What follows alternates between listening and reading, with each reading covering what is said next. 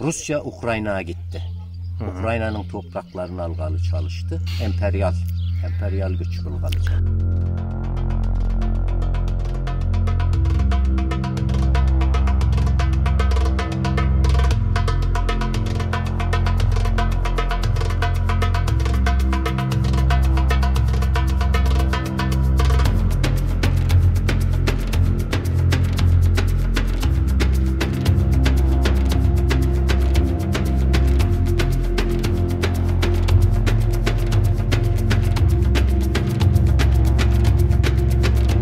Allah yardım etsin yani Ukrayna'ya.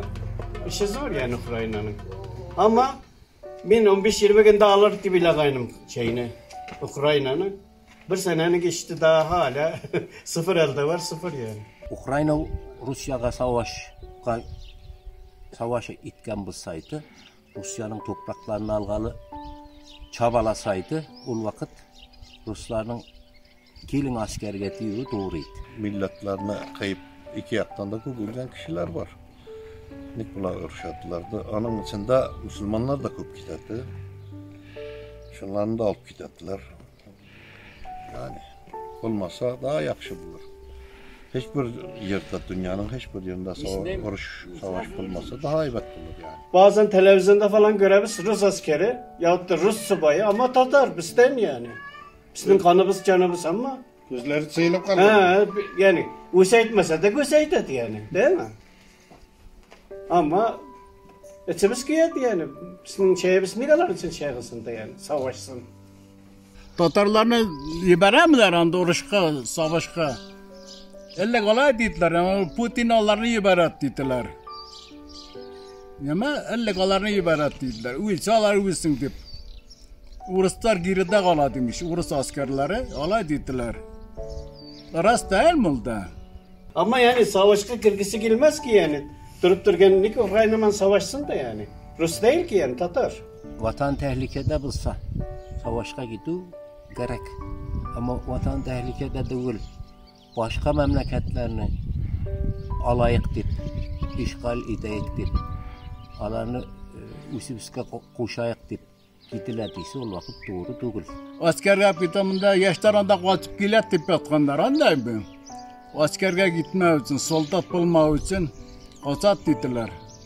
Bunda köp geldiler bunda. Türkiye'de yaşaydılar alar.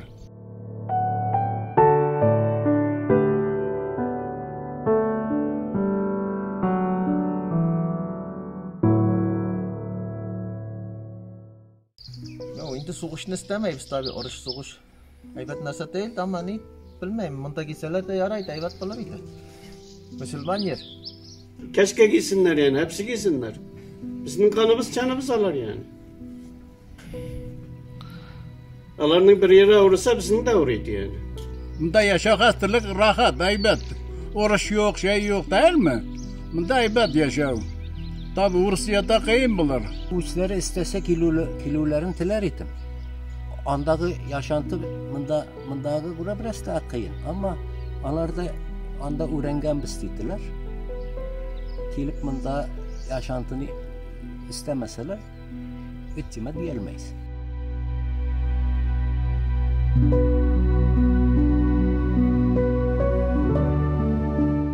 Korkular tabi Demirbar'da işgal yapılıp gitse, kırıp çıkıp bulmasa bizge de kıyım buladı indi. Mine üylengenler var, ondan ulyaktan kız alganbız, kız birgemiz ulyakka.